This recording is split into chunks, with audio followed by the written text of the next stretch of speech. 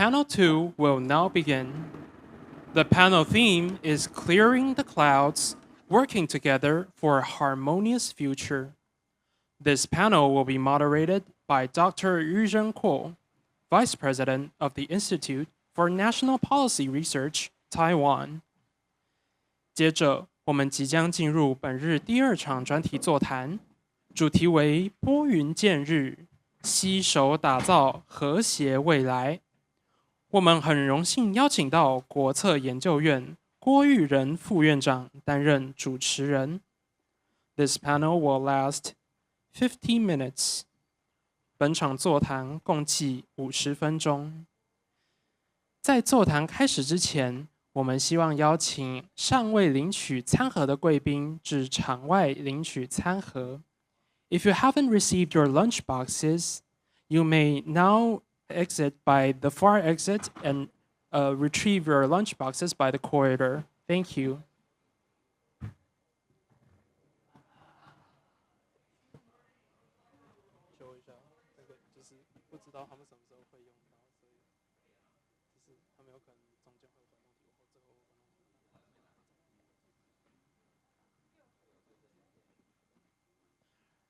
让我们掌声欢迎今天的主持人郭育仁副院长。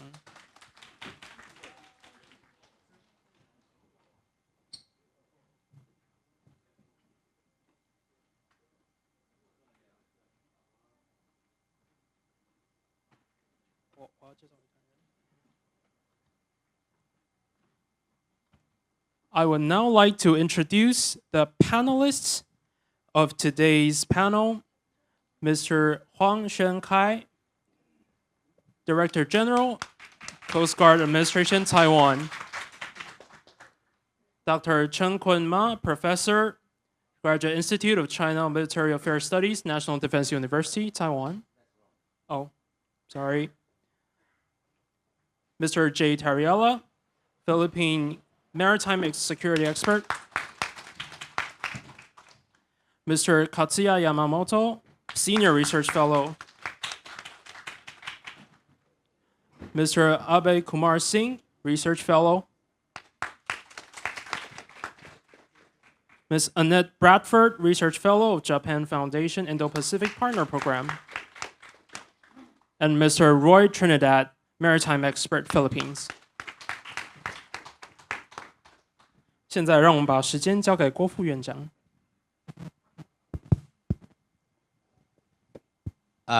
Good afternoon. My name is Yuzhen. I believe I'm your chair for this panel.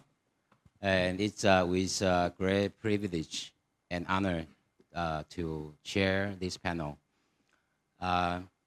Before we get started, after reading all the responses from each one of the participants, I found this panel to be a perfect combination, including all the themes they are going to talk about later. Director General Huang, he's going to talk about U.S. leadership. And the next is going to talk about transparency, I believe. Mr. Yamamoto is going to talk about good seamanship, as well as the worst case scenario, wargaming. And Dr. Bradford, she is going to talk about capacity building. And then Mr. Singh, he's going to talk about rule-based international order.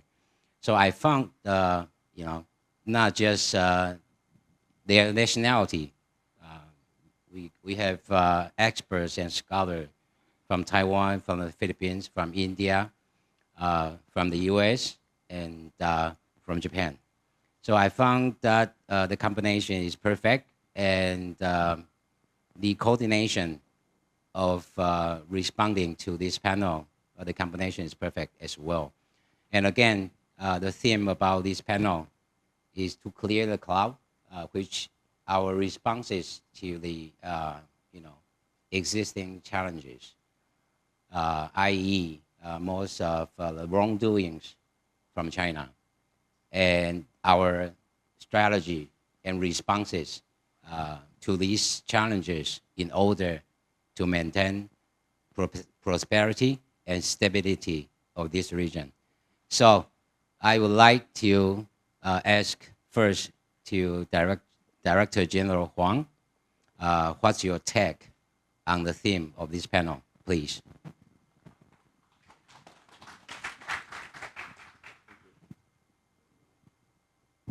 Thank you, Dr. Guo. And as we know, the Taiwan Coast Guard stand on the first line to counter the Great Long strategy from the mainland China. And we know Taiwan cannot comprehensively address alone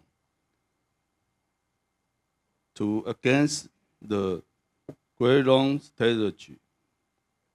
We look forward to establish closer, comprehensive relationship in intelligence sharing and the national maritime security experience exchange, and the Coast Guard personnel multi-base and the exchange.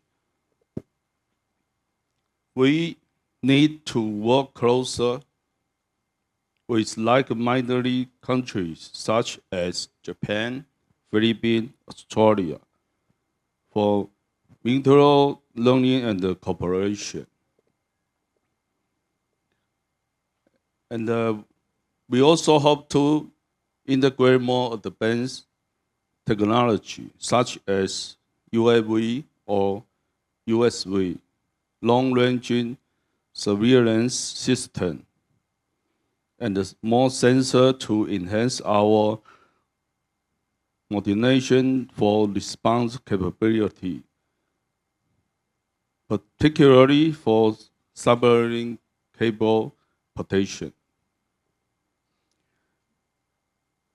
And in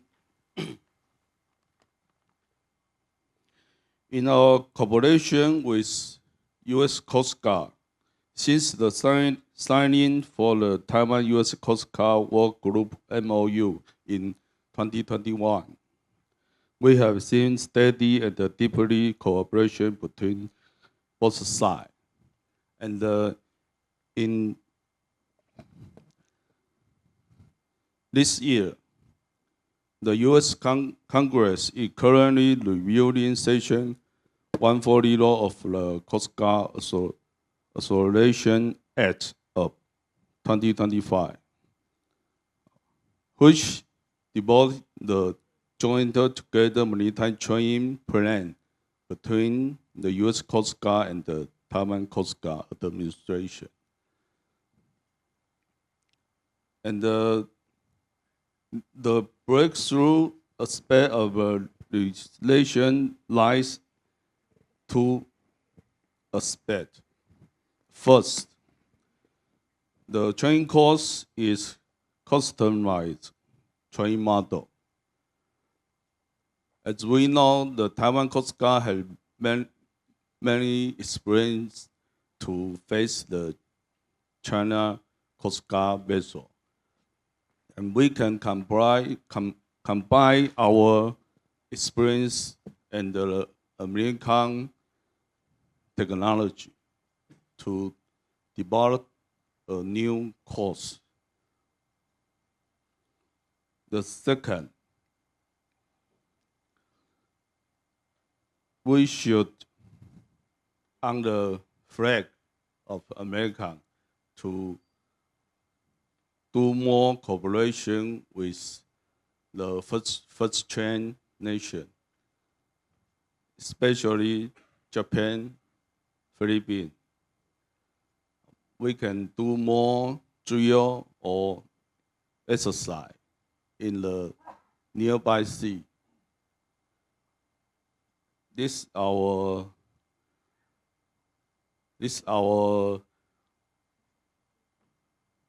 common sea, and we should do it and cooperation more in the sea to protect our sea. Thank you.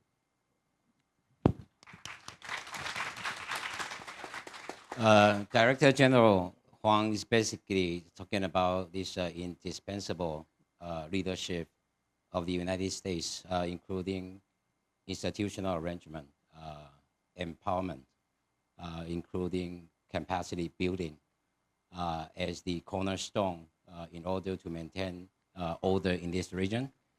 And next, I'm going to ask Mr. Tariela about what you respond about transparency in responding to China's bullies and wrongdoings, please. Thank you, Professor. A pleasant afternoon to everyone. You know, the Philippine government has been launching the Transparency Initiative in exposing Chinese aggression in the West Philippine Sea. Some of the maritime security scholars are asking, why is the Philippines now doing such a stand, and what is the benefit of the transparency efforts in calling out the Chinese aggression in the West Philippine Sea? You know, Southeast Asian countries have always been seen by maritime security scholars that we are always in the middle of great power competition, that we are actually has to make a strategic choice between the People's Republic of China or that of the United States. But in reality, that's not what we are always making choices every day as we deal with the Chinese aggression in the South China Sea. The options that are left to the Southeast Asian countries is whether they're going to ignore or they're going to respond against the Chinese aggression. For so many years, Southeast Asian countries have been dealing with the Chinese aggression, and they're only left with those options. It's not about choosing with US, it's not about choosing with Beijing, but they have to make a decision whether we're going to ignore the aggressive action or we're going to respond to it. And unfortunately, Southeast Asian countries are always choosing to ignore it. This is the reason why the People's Republic of China, for so long a time, has been very successful in doing gray zone activities in the entire South China Sea.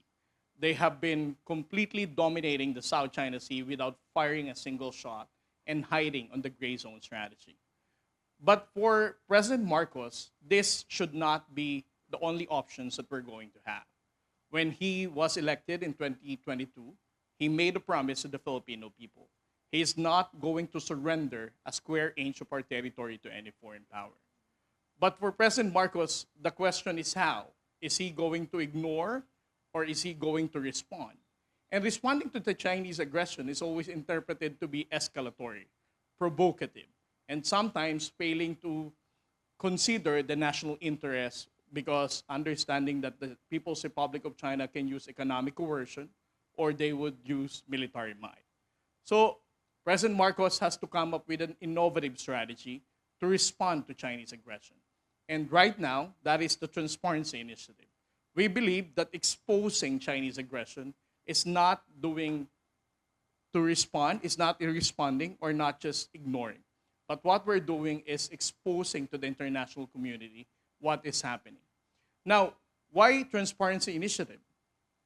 The Transparency Initiative of the Philippine government actually has two main objectives. The first one is to make the Filipino people aware and understand what we're fighting for. It is important for us to highlight that President Marcos has inherited a nation wherein our information space is actually dominated by fake news and misinformation. Because under the former president, there's a very limited information that they have provided to the Filipino people. And at times when those limited incidents were publicized, they would choose to downplay it. So for President Marcos to get the support of the Filipino people, he has to make them understand what is really happening. He has to make them see the bullying activities and the aggression of the People's Republic of China against the Filipino fishermen. And then the second objective is for the international community to be aware that the People's Republic of China is ignoring the international law, that the People's Republic of China is using aggression against smaller countries like the Philippines, Vietnam, Malaysia, and even Indonesia. We want the world to know that it is China who is the one escalating the tension, and they do not hesitate to come up blatant violation of the United Nations Convention of the Law of the Sea. But the question is, For almost 2 years of the transparency efforts of the Philippine government, are we successful in changing the behavior of China? When we first launched the Transparency Initiative in 2023, we were very optimistic that the reputational damage, the cost of the reputation against the People's Republic of China would be effective to make them fall in line and adhere to the international law. Because they were showing some changes of behavior of China. At first, they are changing the distance as they shadow the Coast Guard vessel. Second, they always depart whenever we expose the swarming of the Chinese maritime militia in maritime feature. But the second year of the Transparency Initiative becomes different.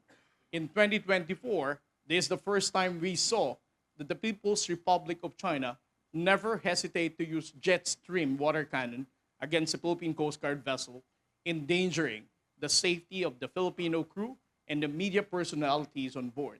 Secondly, we also saw China Coast Guard directly ramming Coast Guard vessels while we were anchored in Sabina Shoal. So the question now is transparency actually aggressive enough to make China escalate its behavior? We came up with 4 explanations to understand why Xi Jinping remains to be bully despite of the transparency efforts. First, we argued that President Xi Jinping is actually testing the limits of the international community, particularly the like-minded states that supports the rules-based order. He would like to know how far can you go for Japan, the United States, the G7 countries. Each time we elevate the threshold of aggression. The second one is Xi Jinping knows that the domestic audience, the Chinese people themselves, are looking at him, whether he's going to back down his level of aggression because of the pressure from the international community, or he will just keep on pushing to show that he really was he is the strong man among the members of the Chinese Communist Party.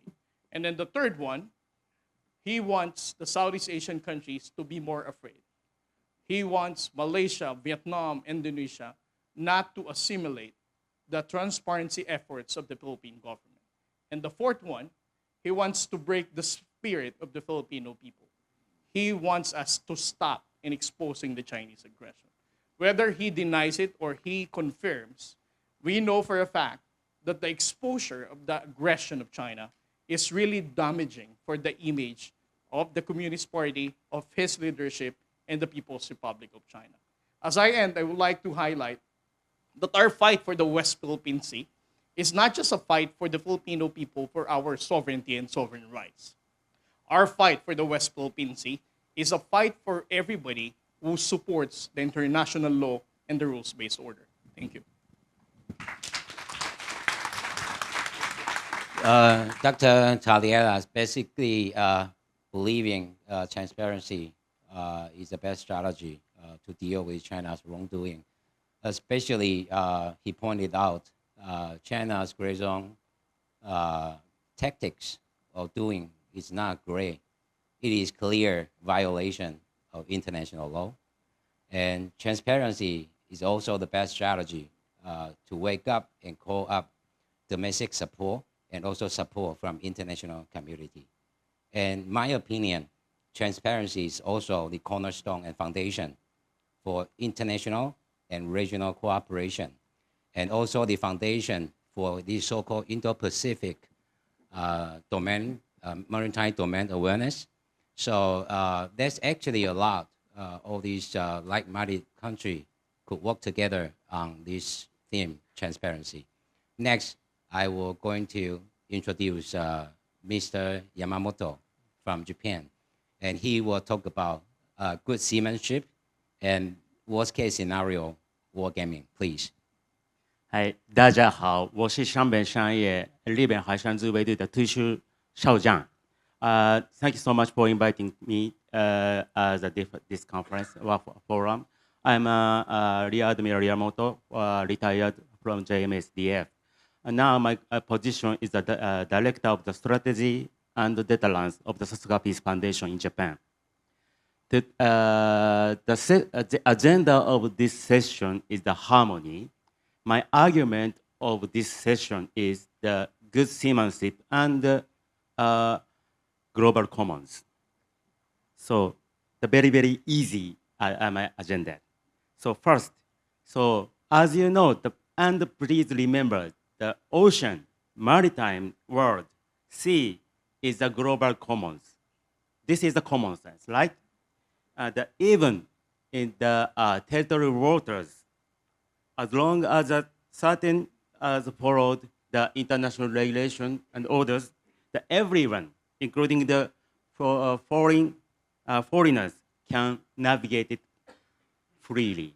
So this is the global commons, water is. And all, including me and you, all who live in the waters, sea, should be a good seamanship, good seaman. Excuse me, ma'am, good seaman, good person.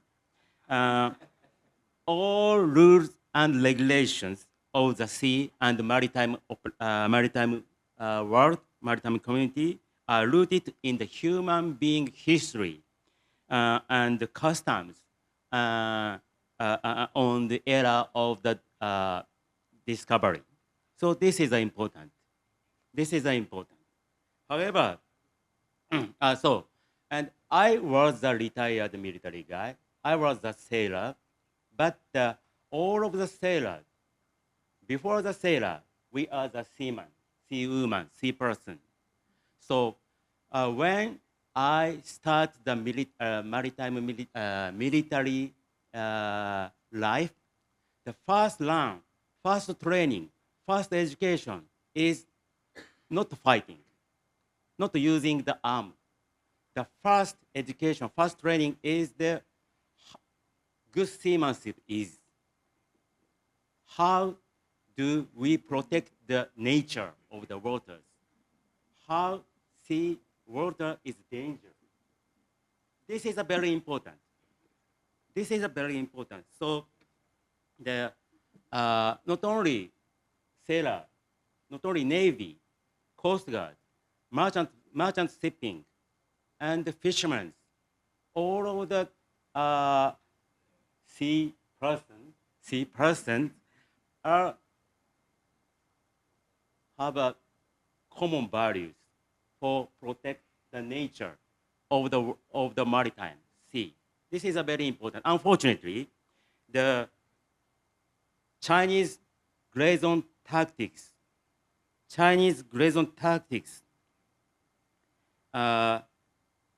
very heavy, seriously disregard for the noble tradition of good seamanship and international, the global commons of the waters.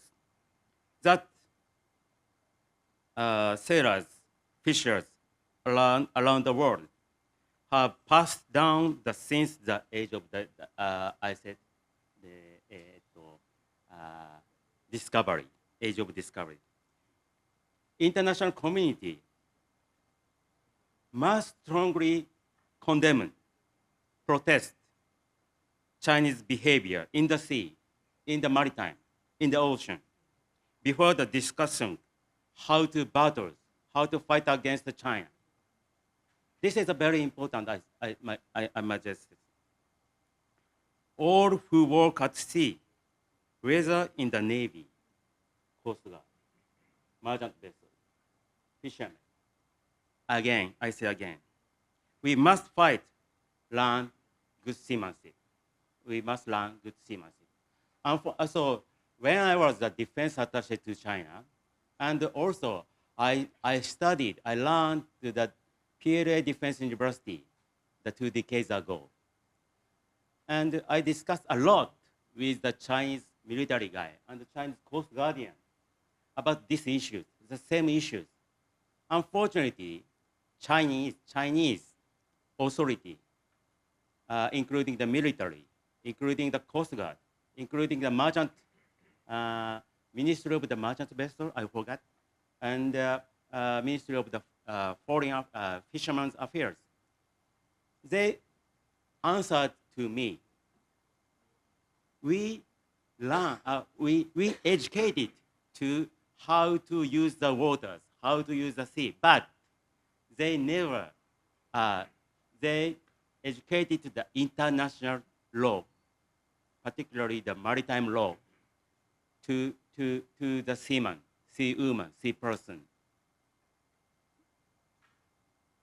They do not understand our common sense as a seaman, good seaman. They do not understand how important to protect of the nature of the waters. Of course, I'm the Navy guy. If happen to the warfare, we have to, the Navy guys and the Coast Guardians and all of the citizens have to fight against, prevent the invasion, to block and to attack to the enemies on the sea, under the sea, over the sea. But this time is not wartime. This is the peacetime, including the gray zone period is not wartime. It's a peacetime. We, our Navy guys, Coast Guardians, we of course the combatant. But before the combatant, we are the seamen, right? This is very important. So in our Saskapis Foundation, particularly our strategy group, so will hold do the wargaming and the strategic simulation as a lot of the kind of the simulation scenario. But the target of the game, the objective of the game, so how to prevent the conflict and how to understand the mindset of the Chinese. So because of that, they do not understand the international orders. They do not understand the common sense of the sea world, of the maritime orders. This is my comment. Thank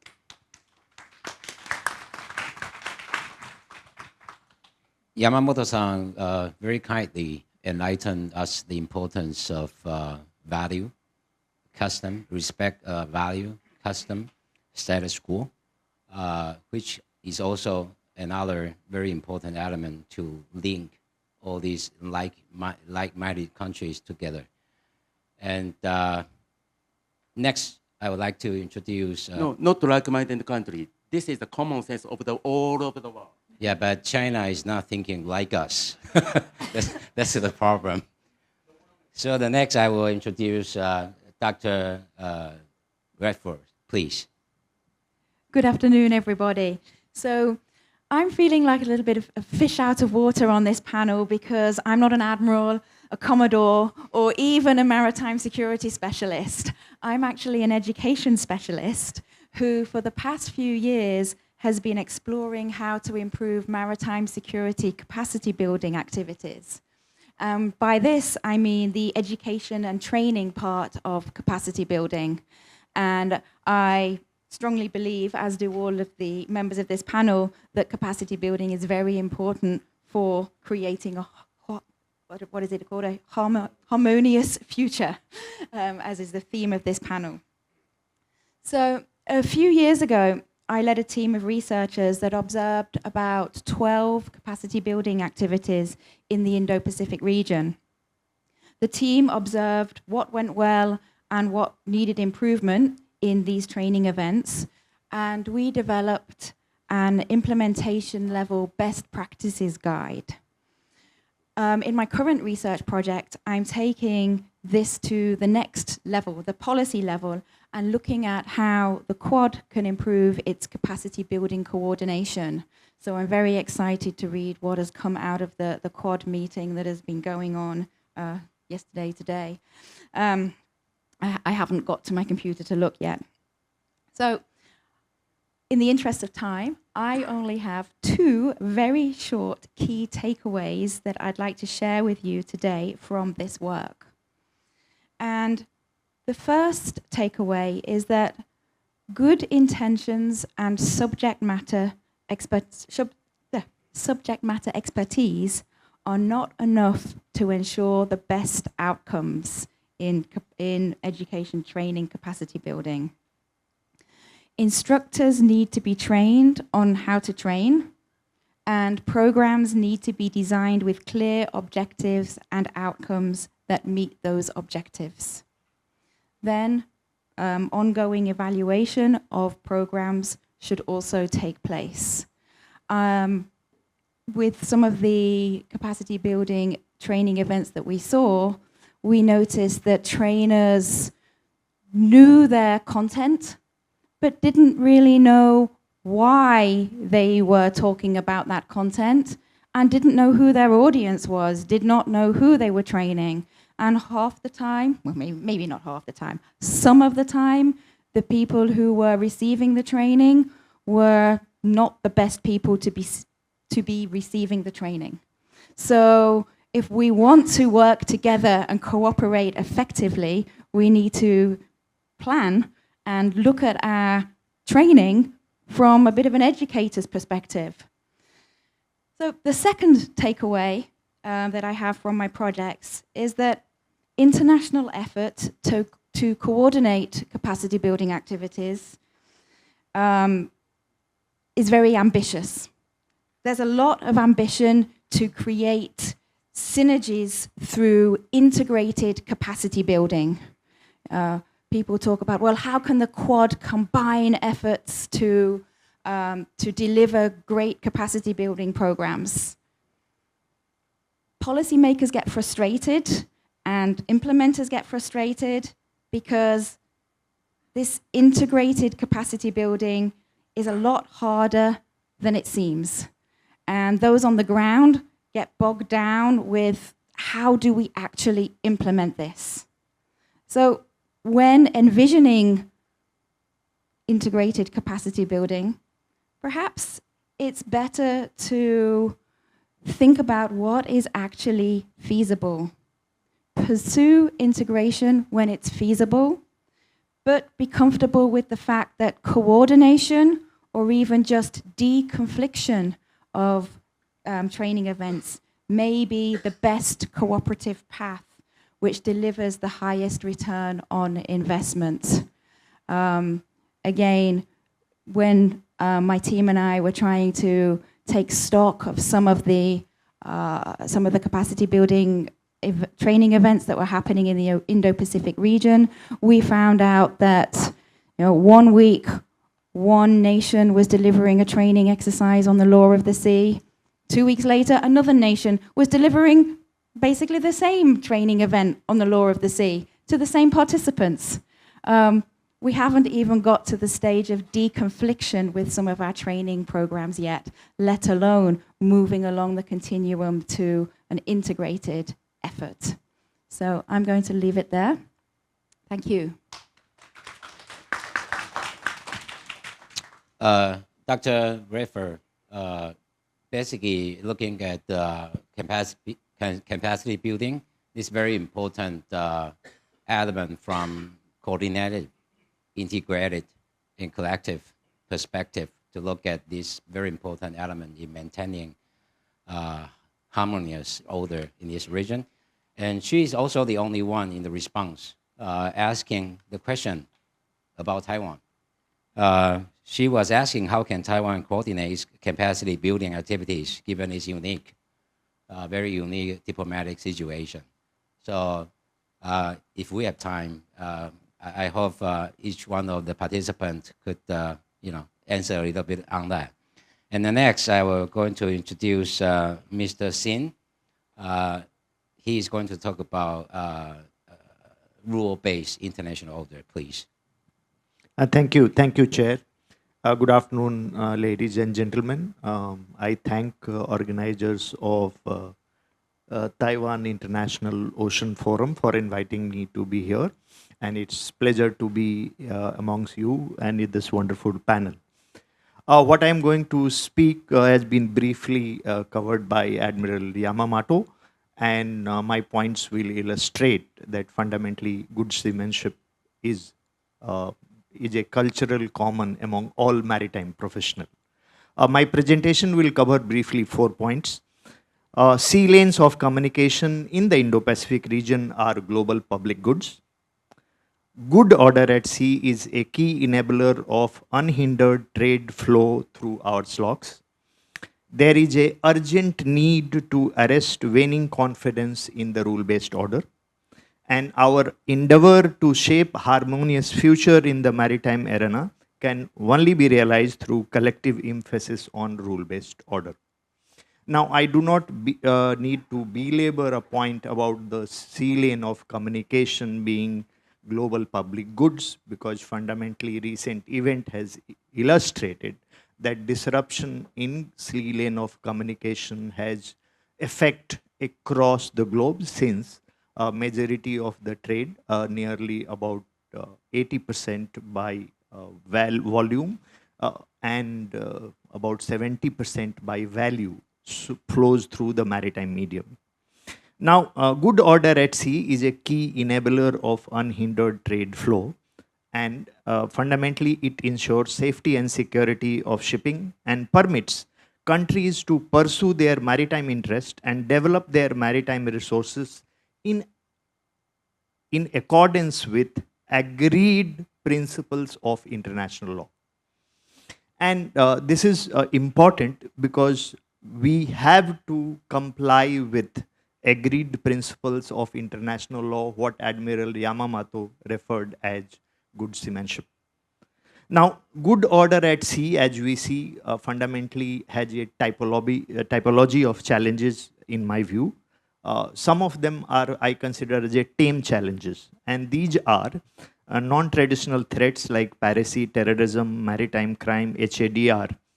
Fundamentally, I call them tame challenges because there is a consensus on the collaborative effort towards this. So all countries, their maritime forces largely, irrespective of the differences between the countries concerned, they, on high seas, they collaborate to address those tame challenges. But then there are complex challenges. And complex challenges are where the one particular nation's beneficiary, other is a loser of a site, or group of countries are loser. And these are issues such as IUU fishing, and also that where fundamentally the divergent interest of states creates impediments in formulating common approach toward these issues. And then there are wicked challenges. And wicked challenges are those challenges which are complex, they are highly complex, and they are not amenable to appropriate policy solutions. Territorial disputes between the country in the maritime arena is one such of wicked challenges, but more such of illustrative wicked challenges are what we are seeing in South China Sea, where are complex overlapping challenges across multiple countries. But good order at sea is also under strains as a consequence of different and interlinked factors originating from wicked and tame challenges of the maritime security environment. While everyone seeks a stable rule-based order, our own approaches of nationalism and resources creates divergences. Now, we all need to work towards arresting waning confidence in rule-based order. And this is an area where we should work upon. Even though the legitimacy of the rules as such, which prevails through the international norms and primarily constitution of UNCLOS, these legitimacy are not being questioned. Rule-based order is being undermined by the selective and motivated interpretation of rules and norms, along with calling in the question authority of widely accepted consensual application and interpretation. China's behavior has been noted by the various speakers before me, and it is quite illustrative of is a major causative factor for this waning confidence in rule-based order. Now, how do we shape harmonious future? A stable rule-based order, while it is essentially, it requires a collaborative and comprehensive approach to preserve and protect. Maritime security cooperation has become a cornerstone, and countries across are collaborating together in order to preserve. Previous speakers Mr. Tarela has spoken about the transparency initiative and its implication.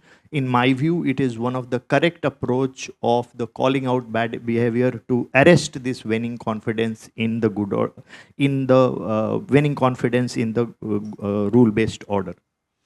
Now, I will just cite one example of my country's example of its contribution towards rule-based order. 2016, there were two decisions on the territorial disputes. One, which has been referred here as a Philippines case against China, and other was International Arbitration Committee decision of the Bangladesh complaints about its own jurisdiction of EEZ. As we know, that ICJ decision went in favor of Philippines, and also at the same time, arbitration committee decision went in favor of Bangladesh. India, from its claim line, has to give to Bangladesh nearly about 26,000 square kilometers of the EEZ area. In compliance with the arbitration committee ruling, India decided to settle its EEZ boundary with Bangladesh. What happened in case of China? We know this. So thank you very much. I'll stop here. Thank you, Mr. Singh. I actually found this seat arrangement is quite funny because I basically cannot sit right facing to you because I have to look at my participants. But anyways, I have to like sit this way. Mr. Singh enlightened us all the wrongdoings of China. Actually, regardless of area, what you put down in the response is only East China Sea and South China Sea. But I want to remind everyone, China's wrongdoings, it's just like a buffet, all you can eat. It including every single type of wrongdoing that you can imagine. Sand dredging, illegal fishing, disrespect to status quo, everything you can think of. China has been doing that not for one day, but for decades. And covers, name a place that China has never been doing gray zone or wrongdoing. Name a place in the globe.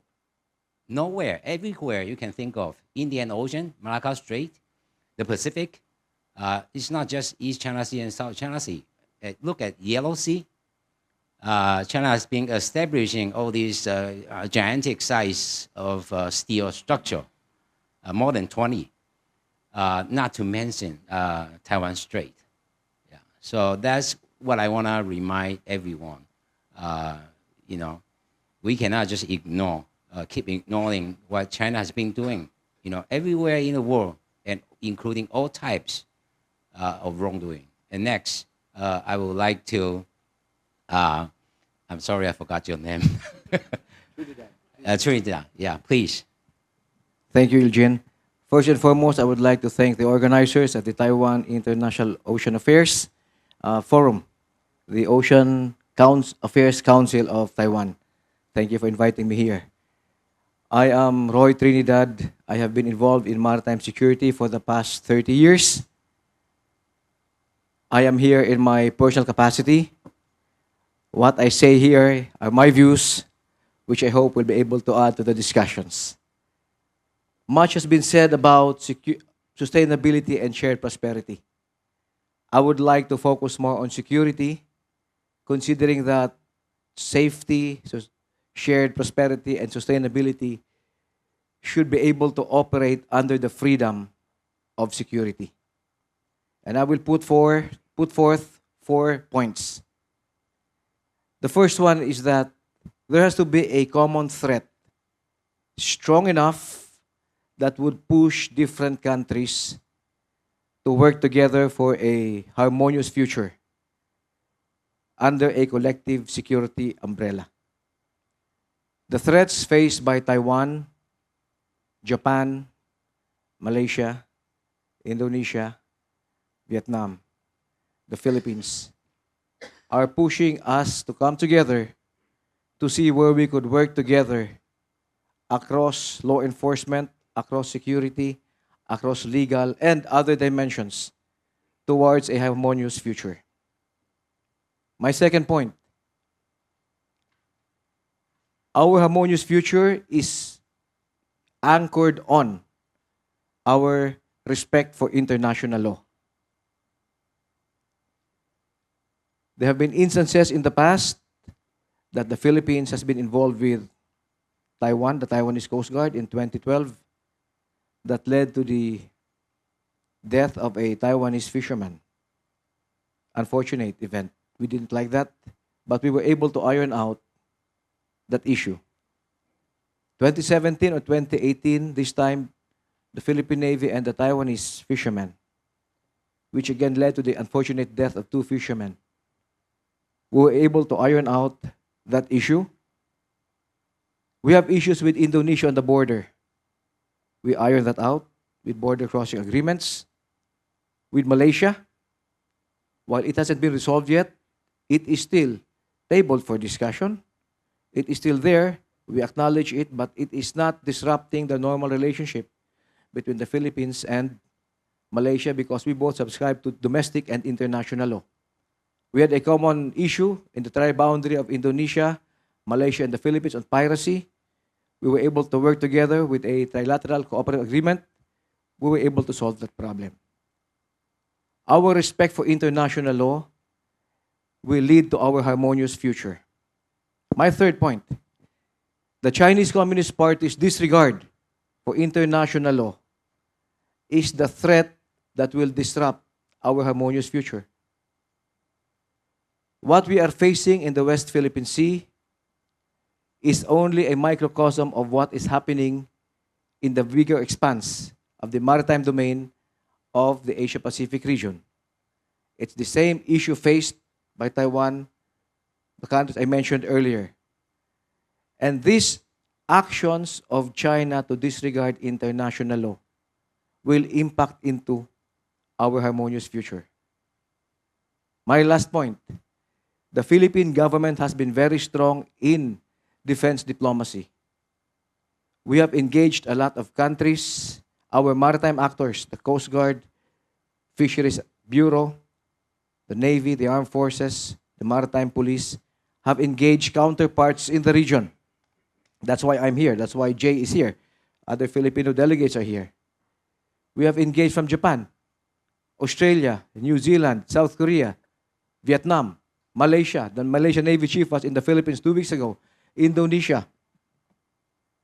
Because we believe by talking together against a common threat, we could ensure our harmonious future, not only in this region, but even beyond. The Philippines has engaged a lot of European powers. We have our treaty ally, the United States. We are right now in talks with the UK, France, Canada, other European powers, Italy, if only to ensure that they will understand the issue here. And we thank them for sending their ships here. For 2023, we have conducted 3 joint patrols with foreign powers, foreign countries. 2024, we had 10.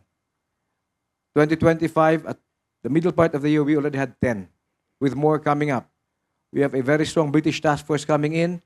We had the Italian aircraft carrier. We have the Australians, the Japanese, etc. All of this points towards the international community coming together to preserve international law, because our harmonious future is gauged on that. In closing, and I would like to cite those earlier panels when they mentioned that it's time to call the Chinese Communist Party bluff. It's time to call the bluff. I don't mention China. My grandmother is pure-blooded Chinese. There are a lot of Chinese who are oppressed by the Chinese Communist Party. Their freedom of expression and other basic liberties are being suppressed. It is the Chinese Communist Party that would like to continue their legitimacy and their hold of power. So, my good friend Jay Tarela and I, we don't mention China, we mention the Chinese Communist Party. And lastly, there is nothing gray anymore from the Philippine perspective. It's either black or white. We now call their presence illegal, against the law, international law. Their actions coercive and aggressive, against the law. Their messaging deceptive, against the law, or we call them ICAD, illegal, coercive, aggressive, and deceptive. If only to show the world that this time there is nothing gray. It's either black or white. It's either within the bounds of international law or not. Thank you very much. Thank you, Mr. Trinidad. Actually, last night when we had dinner together, I was proposing to Mr. Trinidad, but because this Sino-Filipino relation is gonna be, worse anyways, keep worsening anyways. Why not thinking about to establish diplomatic tie with Taiwan as the first piece of domino? Yeah. He basically shared with us this common thread of China's wrongdoing to, every single player in this region. And again, he shared a similar idea with Jay, which Chinese wrongdoing is not great. It's a very clear violation of international law. And I would like to add on your opinion. We together, China's wrongdoing basically unite us together. So we have to assure Beijing that their tactical success will definitely result in a strategic failure, which is our coordination and cooperation, which Beijing really doesn't like. So we still got like 15, 20 minutes. So I'm going to give you some hard time. I want each one of you, because during your presentation, you didn't talk about how to integrate how to integrate Taiwan into your ideas. So I want each one of you to use a minute or two to explain or to enlighten us how to integrate Taiwan in your picture of this harmonious regional order. I will start from you. Thank you. Thank you, Eugene, for starting with me. Yes, how do we integrate Taiwan into the picture? First and foremost, these are my perspectives. Secondly, our government observed the One China policy. How that is interpreted is subject to the individual concerned. I look at it as today is the time that we need to get down, sit down, identify the issues, bring in all the players. Because the security of one is not only unilateral or it doesn't stand alone. What is happening in the West Philippines today, and we said this years ago, is now happening in Luconia Shoals of Malaysia, of Natuna of Indonesia, of the paracels of India, Vietnam. For India, it's not maritime, but we have the line of actual control. It's happening in Taiwan and in Japan. These are common issues that will impact everybody, regardless whether we are a country or another entity. It is time for collaborative discussions that will include Taiwan, unofficial like what is happening here. Jay Tarela was very clear earlier in his plenary statement that he is here in his unofficial capacity, but we need to open the doors. We need to start the discussions already. Because the moment that international law will fail, what will happen in one country will impact all others. Thank you.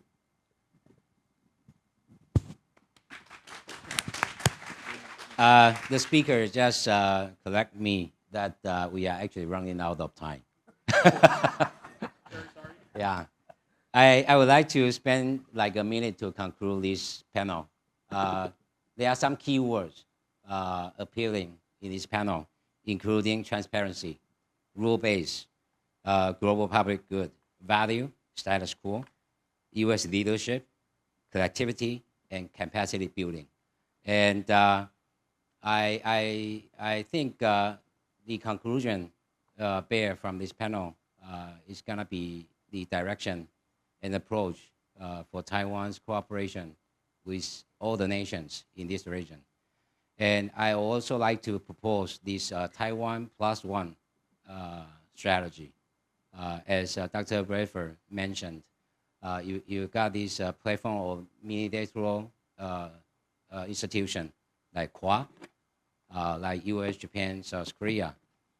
If each one of these multilateral could plus Taiwan, that will be very practical and feasible to maintain order and stability in our region. And I hope all of you learn as much as I do.